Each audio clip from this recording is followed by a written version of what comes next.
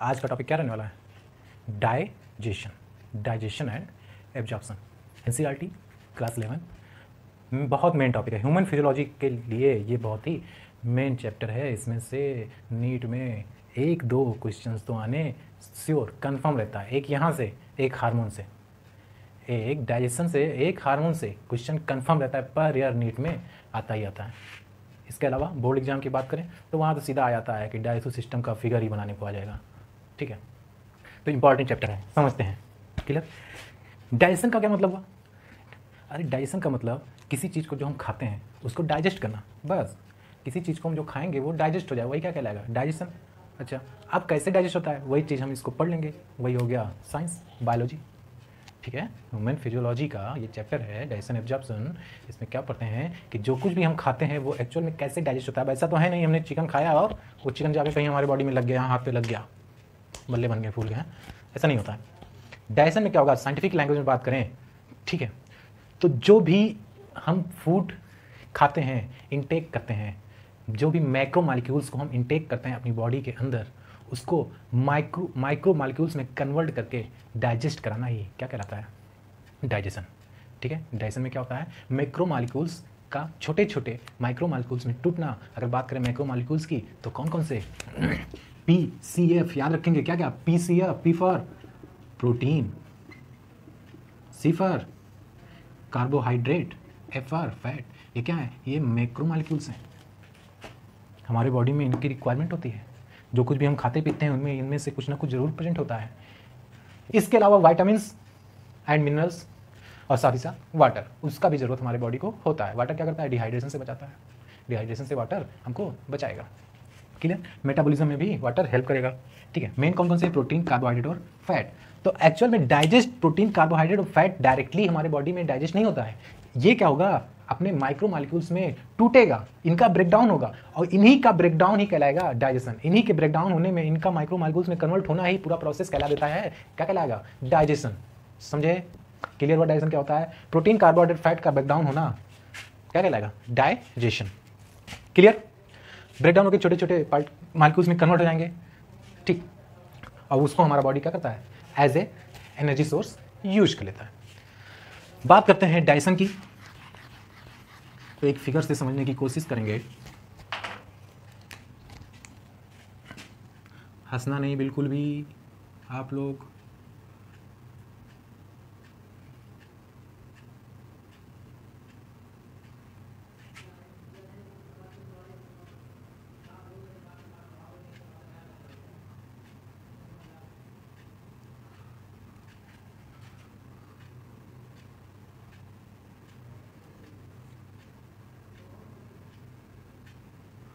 हंसना नहीं, समझो समझो। सेव, सेव क्या है? सेव समझो।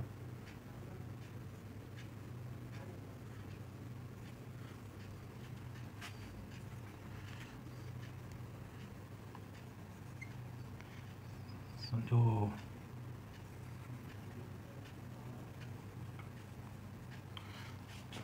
क्लियर? चलो थोड़ा सा और अच्छा बनाने की कोशिश करते हैं। थोड़ा सा और अच्छा बनाने की कोशिश करते हैं। अब दिख रहा होगा ना? पक्का? इसको भी थोड़ा सही बना दें। अब मजा आया। अच्छा, यहाँ बना दें।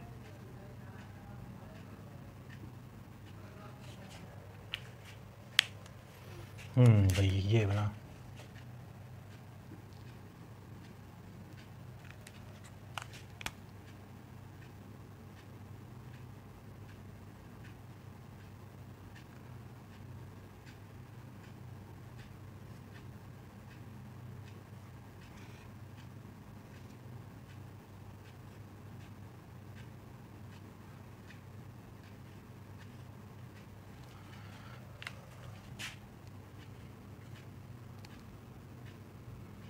समझना है।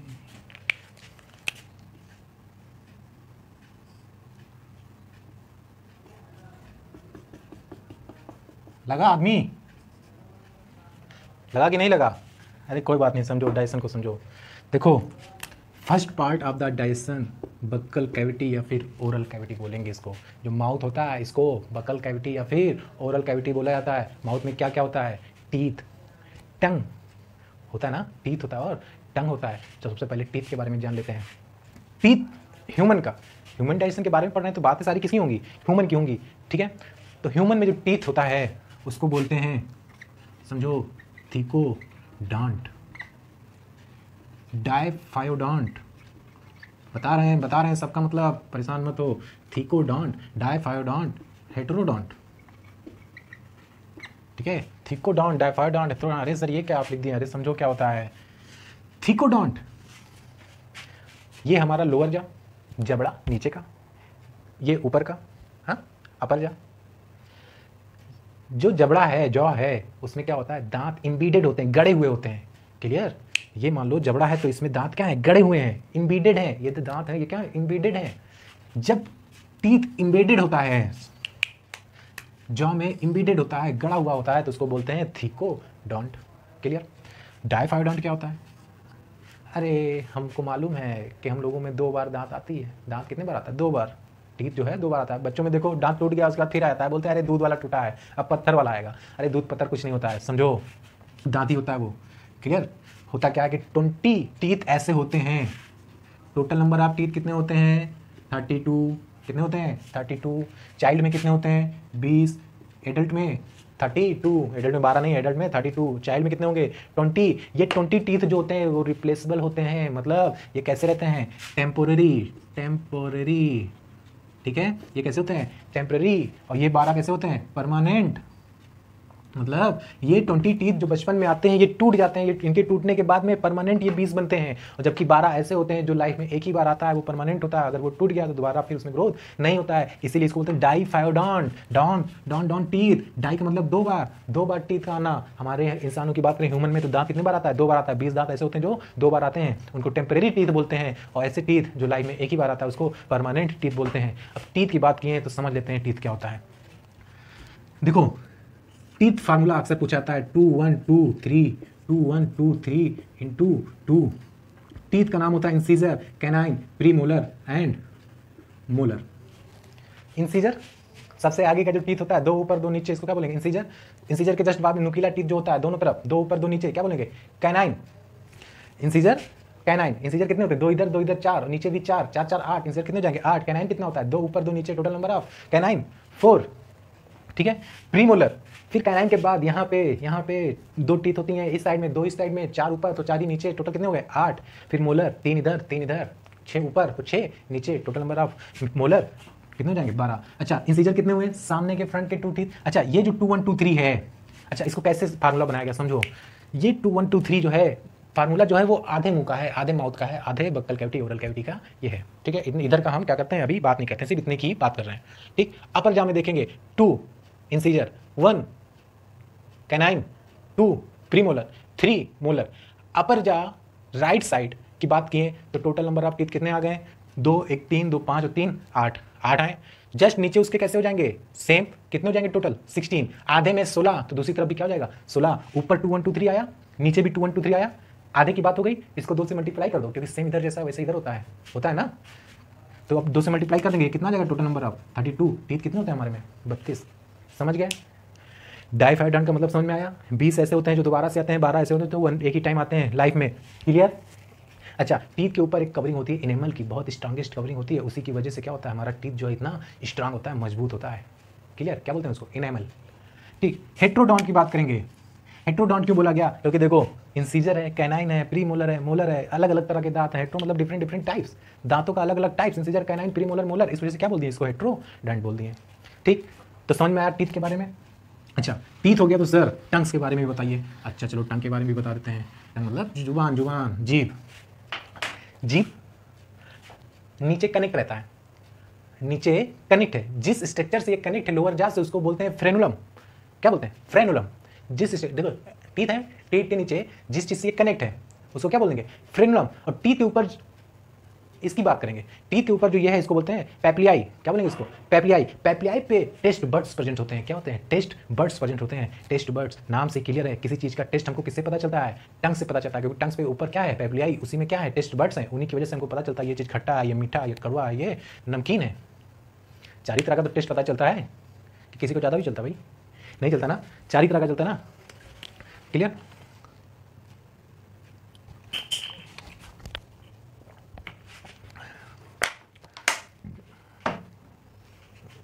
ठीक, तो चार तरह का टेस्ट हमको पता चलता है। कौन कौन सा? Bitter, salt, sweet, sour. ठीक, ये चार तरह का टेस्ट हमको अपनी जुबान से क्या होता है? पता चलता है। क्लियर? अच्छा सर, टीथ हो गया, टंग हो गया, स्लाइवा जो लार मुंह में बनता है, ये कैसे बनता है? अरे समझो क्या होता है, हमारे माउथ में 3 पेयर्स ऑफ स्लाइवरी ग्लैंड होते हैं। स्लाइवरी ग्लैंड होते हैं हमारे माउथ में, 3 पेयर्स ऑफ स्लाइवरी ग्लैंड होते हैं। पेयर कितने? 3। नंबर कितना हो जाएगा? 6। पेयर कितने? 3। Total number 6।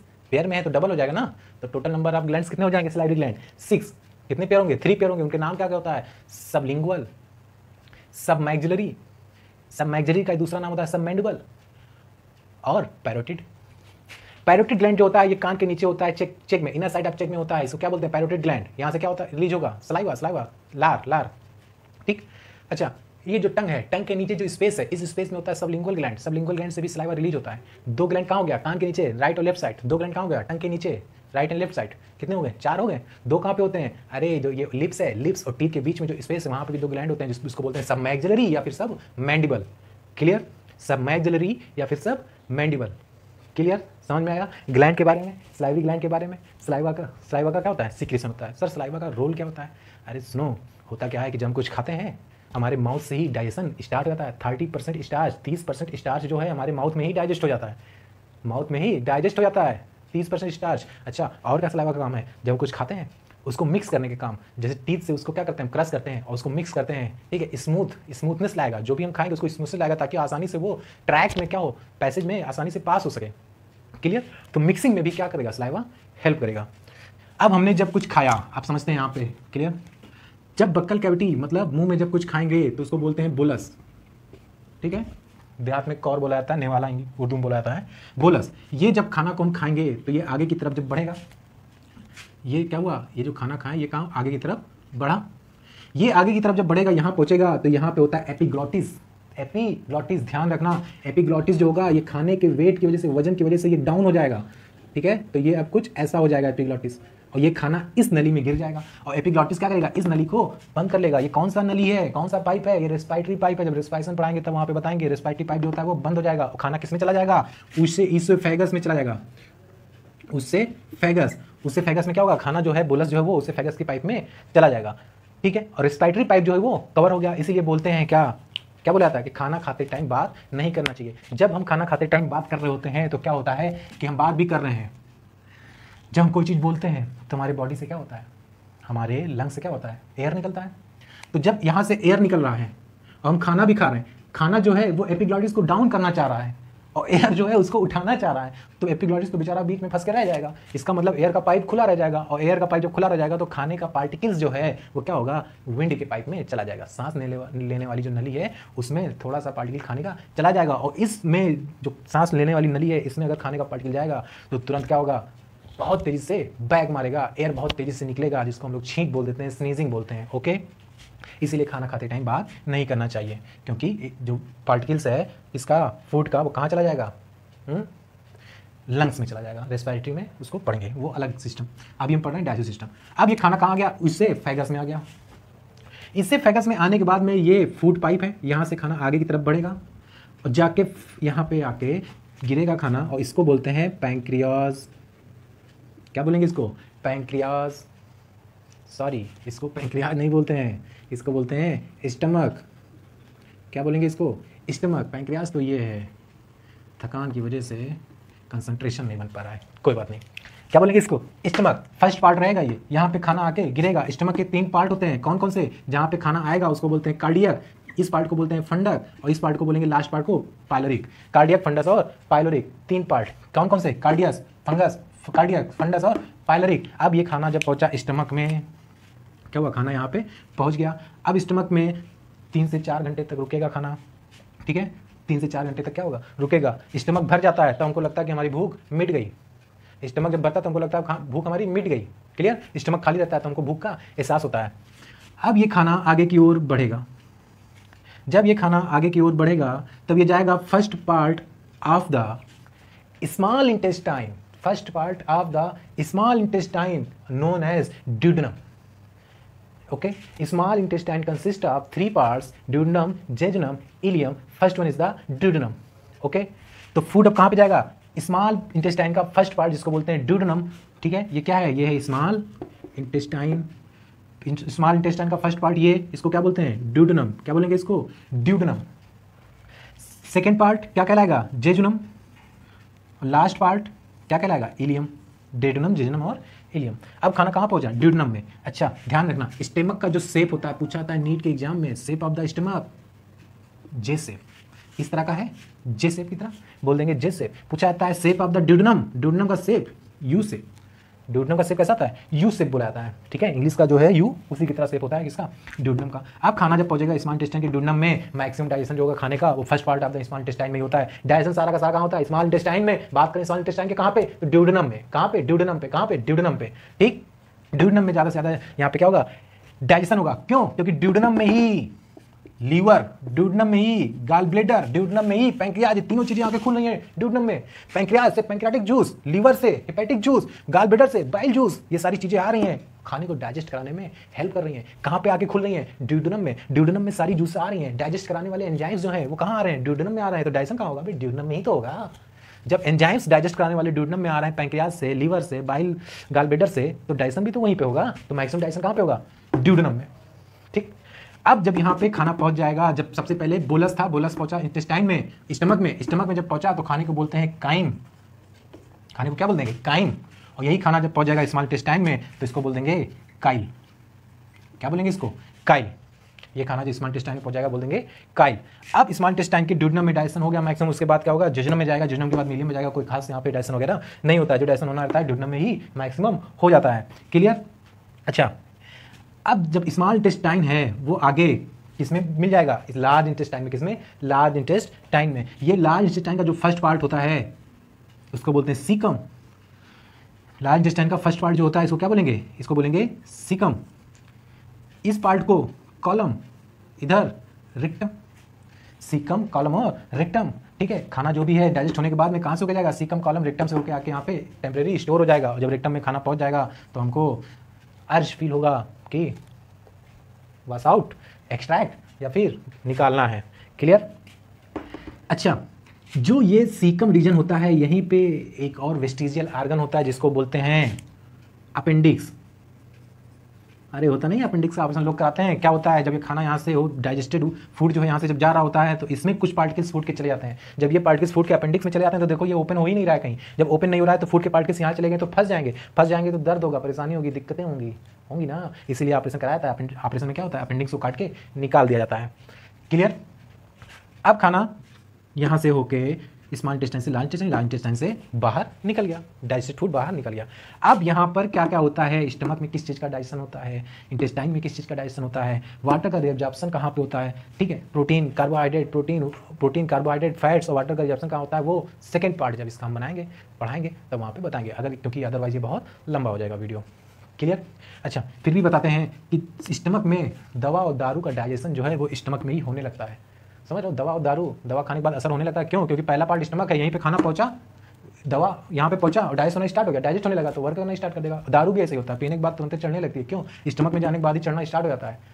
क्लियर। तो दवा दारू जो होता है वो यहीं से एब्जॉर्ब होना स्टार्ट हो जाता है। इस फिगर के हेल्प से समझाने की कोशिश की है हमने, आई होप समझ में आया होगा। इसके अलावा चार्ट से भी हम आपको समझा रहे हैं।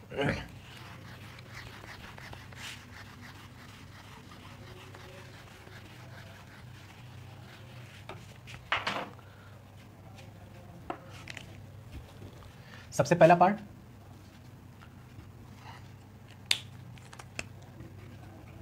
बक्कल कैविटी, फिर ओसिफेगस, देन स्टमक। अच्छा, स्टमक के कितने पार्ट, 3, कार्डियक, फंडस और पाइलरिक। स्टमक कहाँ खुलेगा, स्मॉल इंटेस्टाइन में। स्मॉल इंटेस्टाइन के 3 पार्ट कौन कौन से? ड्यूडेनम, जेजुनम और इलियम। स्मॉल इंटेस्टाइन कहाँ जाएगा? लार्ज इंटेस्टाइन में। लार्ज इंटेस्टाइन के फर्दर 3 पार्ट कौन कौन से? सीकम, कॉलम और रेक्टम। रेक्टम के थ्रू क्या हो जाएगा? बाहर चला जाएगा डाइजेस्टेड फूड। स्मॉल इंटेस्टाइन के ड्यूडेनम में क्या क्या आके कनेक्ट होगा? समझो समझो, क्या क्या आके कनेक्ट होगा? यहाँ पे पैंक्रियाज भी आके खुलेगा और लीवर प्लस गाल ब्लेडर। ठीक, अब पैंक्रियाज का क्या रोल होता है? कौन से एंजाइम्स यहाँ से निकलते हैं? कौन सा जूस यहाँ से निकलता है? किस चीज़ को डाइजेस्ट करने में हेल्प करता है? लीवर से क्या होता है और गाल ब्लेडर से क्या होता है? ये सारी चीज़ें सेकंड पार्ट में हम डिस्कस करेंगे। ओके, अभी हमने मोटा मोटा आप लोगों को पूरा डाइजेस्ट सिस्टम समझा दिया है। अब इसमें यही सारी चीज़ें बचती हैं कि इनसे रिलेटेड कौन से डिसऑर्डर हैं, कौन सी बीमारियां होती हैं डाइजेशन से रिलेटेड। इसके अलावा खाने का डाइजेशन का प्रोसेस कैसा है, मतलब कैसे डाइजेस्ट हो रहा है, प्रोटीन कैसे डाइजेस्ट हो रहा है, कार्बोहाइड्रेट कैसे हो रहा है, फैट कैसे हो रहा है, माइक्रो में जब कन्वर्ट होता है, माइक्रो साइज में जब कन्वर्ट होता है तो फैट किस में कन्वर्ट होगा, प्रोटीन किस में कन्वर्ट होगा, ठीक है, या फिर कार्बोहाइड्रेट किस में कन्वर्ट होगा। क्लियर? ये सारी चीज़ें सेकंड पार्ट में डिस्कस करेंगे। इस पार्ट में हमने डिस्कस कर दिया है पैसेज जो है फूड का, डाइजेस्टिव सिस्टम का, वो हमने सारी चीज़ें बता दी है। इसके अलावा बकल कैविटी के बारे में बता दिया, टीथ के बारे में बता दिया, टंग के बारे में बता दिया, सलाइवरी ग्लैंड के बारे में बता दिया। क्लियर? बॉडी की 2 ही ऐसी ओपनिंग है जो डायरेक्ट इन्वायरमेंट के कॉन्टेक्ट में रहता है, माउथ एंड एनस। कौन? माउथ और एनस। रेक्टम कहाँ पे खुलेगा? एनस पे। माउथ और एनस डायरेक्ट इन्वायरमेंट के कॉन्टेक्ट में रहता है, ठीक है। इसके अलावा जितनी भी बॉडी की और ओपनिंग होती हैं वो डायरेक्ट इन्वायरमेंट से जाके नहीं खुलती हैं, ठीक है। अगर बात करेंगे हम रेस्पिरेटरी की तो माउथ, ये नोज तो है और जाके कहाँ पे खुल जाएगा? लंग्स में, दूसरी ओपनिंग नहीं है, ठीक है। तो फिर यहीं तक रखें आज, सेकेंड पार्ट में बाकी चीज़ें डिस्कस करेंगे। Thank you.